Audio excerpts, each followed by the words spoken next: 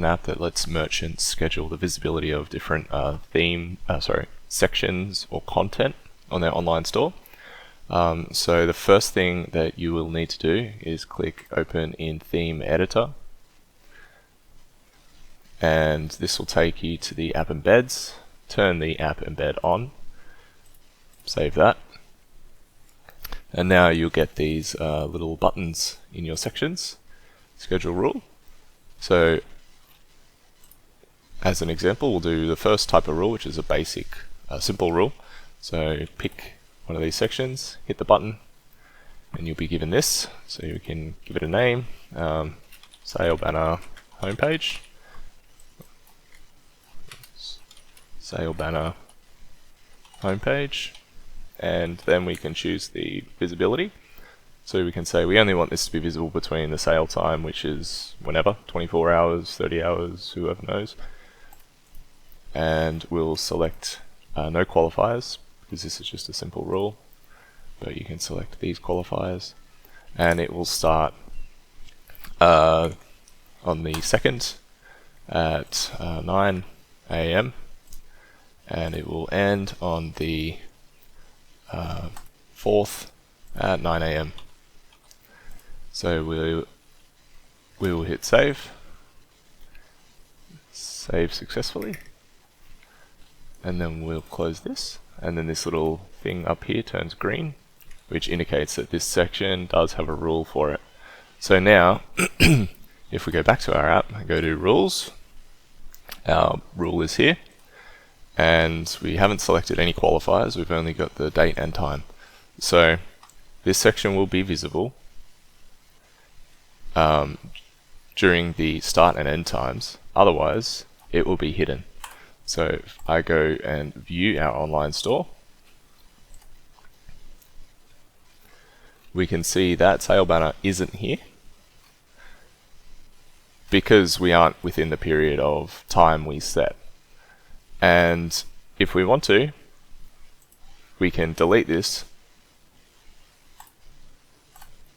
Hit delete rule. It says it's deleted successfully. The button has turned blue. And then we go back to our online store, give it a refresh, and we can see our sale banner has returned. So that's the first basic or simple rule that merchants can do. And next I will show the more advanced rule with some qualifiers. So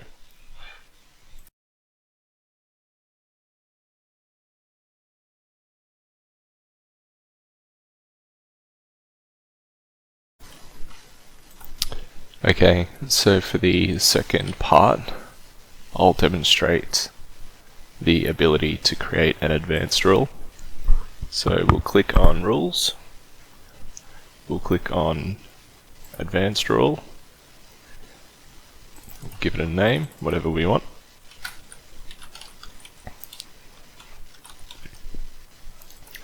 And the advanced rule section allows merchants to use a unique CSS selector, and we can help them with that as well, but it is an advanced use case. So if we view our online store and let's pick a product, these shoes, let's just do something to this description. So we get the class, I just hit right click and inspect and get the first class. Once I've got that, go back to our app, put our class in, and let's say we're going to hide this, and let's select a qualifier. Let's select region, and we'll limit to specific countries. All of our qualifiers must pass, and I'm in Australia, so I'm going to select Australia so I can actually show something happening. And we'll set the start time in the past just to make sure the rule's active immediately. So just to review, product description, CSS selector will be hidden to people in Australia. And actually, let's add one more qualifier. Let's limit to specific pages. This is where a merchant can use a regex. This will match every page, but we just want to match this page. So only this product will have its description hidden. So I'm going to paste that in here, and you can test your regex against a page path here. So if I put the page path that I just copied in, it turns green, it matches, but if I change anything about this, it will turn red, indicating it won't execute. That's because all qualifiers must pass. But that looks good, so I will save and schedule. It's done. Here we have our rule. If all qualifiers pass, the section or element will be hidden between the start and end times, otherwise it will be visible.